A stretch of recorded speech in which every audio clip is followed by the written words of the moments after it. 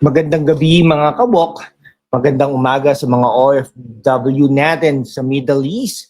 Magandang hapon sa Canada at Amerika.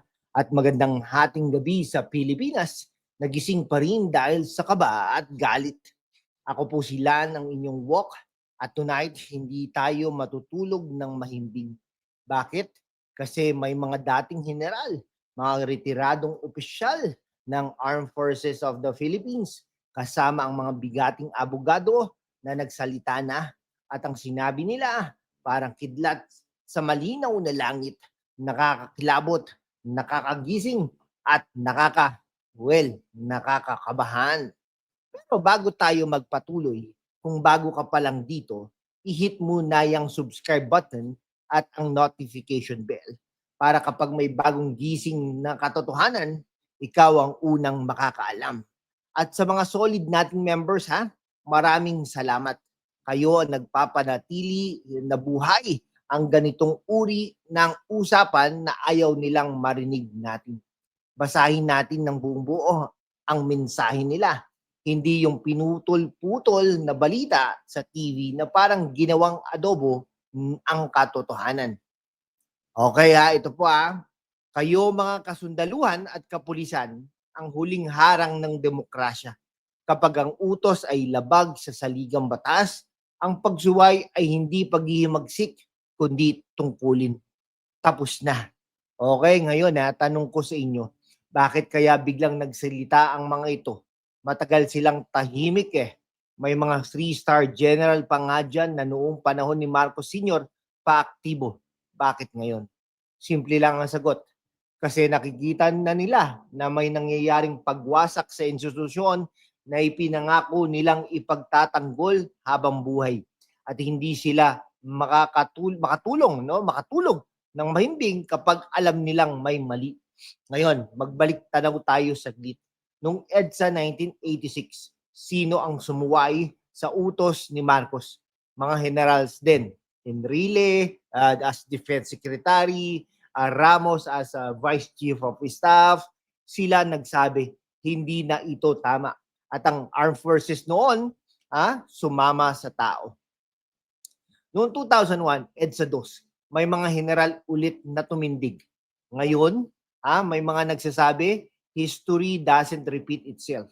But it rhymes, At ang tunog ngayon, parang nakakatakot na tugtugin na. Huwag kayong mag-alala, mga kawok. Hindi ako nanghihikayat ng coup. Ang sinasabi ko lang, kapag ang mga dating general na mismo nagsasabi na proteksyonan ninyo ang saligang batas, may malaking problema na yan. At ang problema, mga kababayan, ay hindi sa mga nagsasalita na sa mga nananahimik. Shoutout muna tayo sa mga kababayan natin sa California, New York, Toronto, Vancouver, Melbourne, London, Dubai, Abu Dhabi, Rome, Tokyo, Hong Kong. Maraming salamat sa inyong suporta. Alam ko mahal ang internet dyan, pero nandito pa rin kayo, nanonood, nagko-comment, nagsisend ng super thanks. Kayo ang nagpapatunay na ang pagmamahal sa bayan ay hindi nasusukat sa distansya. At sa mga kabataan natin dito sa Pilipinas, nagising pa rin kahit alas 12 na. Saludo ako sa inyo. Kayo ang magmamana nito. Huwag kayong matakot magsalita. Ang katotohanan ay hindi kailanman kailangang humingi ng permiso.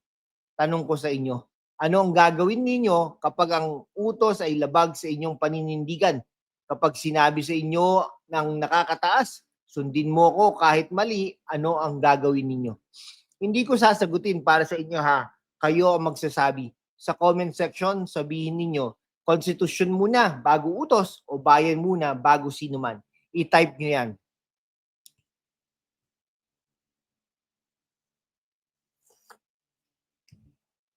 Mga kawok, salamat sa oras Kung naramdaman ninyong may kidlat sa dibdib ninyo habang nanonood, ibig sabihin, buhay pa ang inyong pagmamahal sa bayan. Mag-subscribe na kayo, mga kaibigan.